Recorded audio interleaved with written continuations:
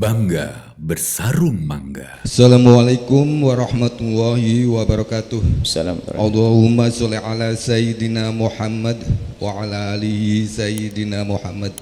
Semoga Buya Yahya dimudahkan urusan dakwanya. Amin amin ya rabbal alamin. Begini Buya, izin bertanya. Tadi kan mengenai hablum minallah dan hablum minanas, hubungan baik kepada Allah dan hubungan baik kepada manusia. Jika ada seseorang atau yang istilahnya tuh merendahkan, omongan-omongannya tidak enak, tapi udah dikasih pengarahan, omongan tetap aja tidak percaya, udah dikasih omongan atau video-video dari ustadz atau kiai-kiai, tetap dia tidak mempercayainya atau malah merendahkan omongannya gitu.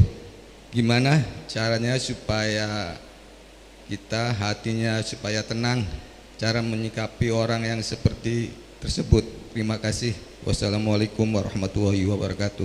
Waalaikumsalam warahmatullahi wabarakatuh.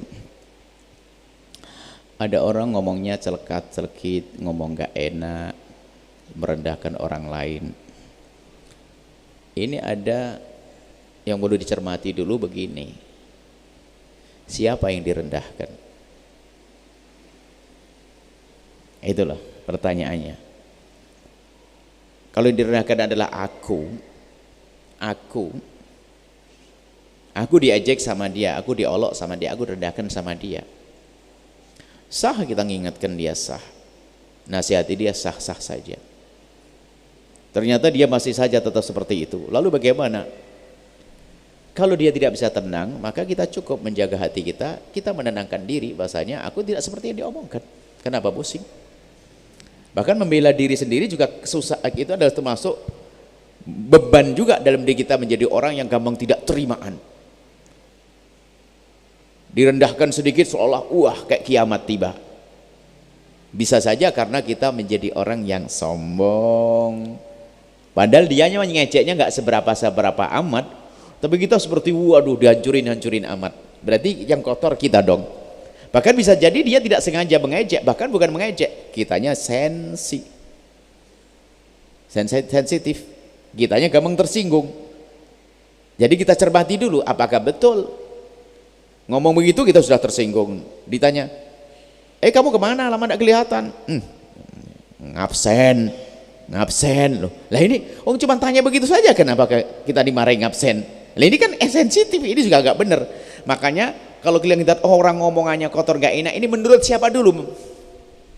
Menurut aku yang diajak belum tentu. Bisa jadi omongannya biasa, hanya karena saya sensitif menganggap dia jelek jadi gampang tersinggung. Oke. Jadi kalau urusan aku dengan dia mungkin sangat mudah.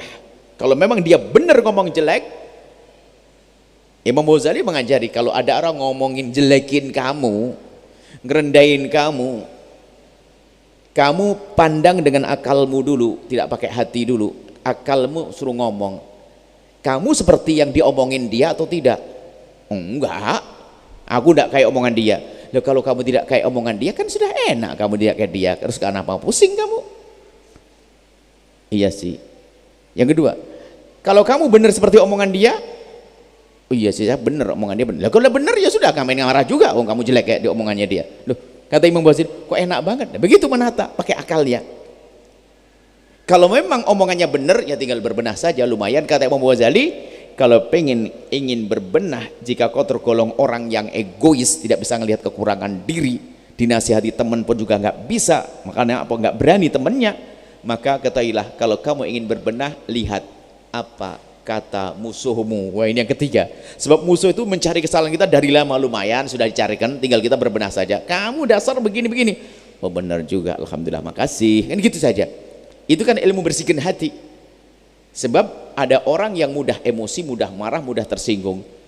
Sebetulnya apa dia? Kesombongan yang tersembunyi di dalam diri kita sendiri. Enggak bisa orang, dia merendahkan saya depan orang, dia menghina saya, dia menjatuhkan saya, udah habis ya. Padahal juga tidak semacam itu. Baik, kalau urusan aku dengan dia, kalau urusan dia dengan dia jelekin orang, ya kan, dia jelekin orang, Nah ini mungkin Anda penonton, wajar Anda mengingatkan dia. Berarti ini biasanya adil kalau begini. Orang lain pun bukan saudara Anda, bukan ponakan Anda. Orang lain dengan orang lain. Nah ini bisa melihat keadilan ini. Ini benar-benar kita ini. Kalau memang seperti itu wajib Anda memberikan nasihat. Memberikan nasihat, berikan nasihat, berikan nasihat. Cukup. Sampai ya tidak ada batasnya. Selagi Anda mampu, nasihati dia. Dan didoakan dia adalah orang yang sesat dalam ucapannya, suka menyakitkan. Jika Anda mampu. Yang kedua, ya tugas Anda menguatkan yang kedua. Kamu jangan ini. Memang yang sabar, kita menyabar-nyabarkan. Lah tugas kita seperti itu bagian kita. Ini manusia nggak bisa, bukan robot langsung dimatikan on off-nya, diam, nggak bisa. Kalau robot kan dia robotnya cimaki, kau udah sore gini-gini, diam, selesai. Nggak bisa, dia bukan robot. Dia manusia, dia punya emosi. Dan kita juga tidak tahu kenapa kok dia jadi seperti itu. Bisa jadi orang itu telah membuat permasalahan sebelumnya, lalu dia dendam. Berarti dia membuat. Nah ini perhidupan manusia. Maka nanti ada ilmu bagaimana kita menjaga diri kita agar kita tidak terjerumus di dalam kesalahan-kesalahan orang yang kita sebetulnya jauh dari kesalahan itu. Cuman karena emosi kita ingin membela, kita menjadi salah dalam melangkah membelanya. Kita ikut-ikut marah, ikut-ikut emosi. Nah ini nanti dipelajari ilmu namanya ilmu tasawuf tadi. Ilmu tasawuf itu menjadi orang kebal di saat dicaci maki, membela diri oke, tapi tidak pakai marah. Kita dicaci di Allah, kita jelaskan, aku udah seperti itu bang, mohon maaf ini mbak, ini, selesai. Dia nggak pun dengar, ya sudahlah selesai, nggak ada masalah. Dia tetap saudaraku, umat Nabi Muhammad. Tidak perlu jadi awas ya tak balas nanti. Oh nggak begitu.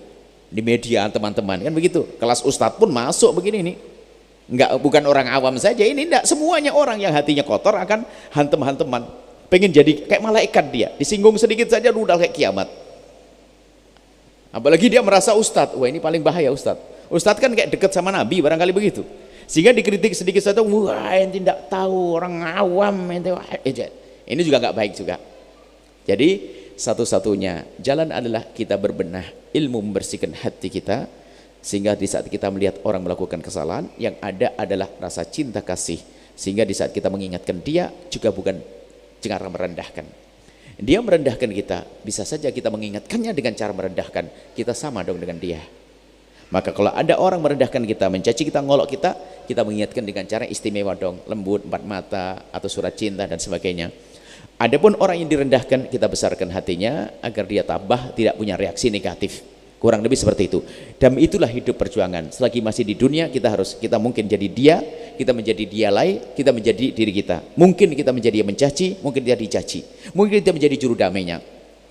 Nah, tinggal pilih mana yang akan mulia. Maka yang harus kita pilih adalah aku tidak boleh menjadi orang mencaci dan merendahkan. Oke, yang kedua, di saat aku dicaci dan diolok, aku harus menjadi orang yang tabah. Di saat ada orang mencaci mengolok, saya akan menjadi juru damai di antara keduanya. Itulah yang harus Anda lakukan. Selesai. Allah alam bisawab. Al-Bahjah TV. Setelah menyaksikan video ini, jangan lupa bersolawat kepada baginda Nabi Muhammad. Shollu ala Nabi Muhammad. Allahumma sholli alaihi wa ala alihi wa sahbihi. Sarung mangga, sarung kebanggaan kita. Bangga bersarung mangga.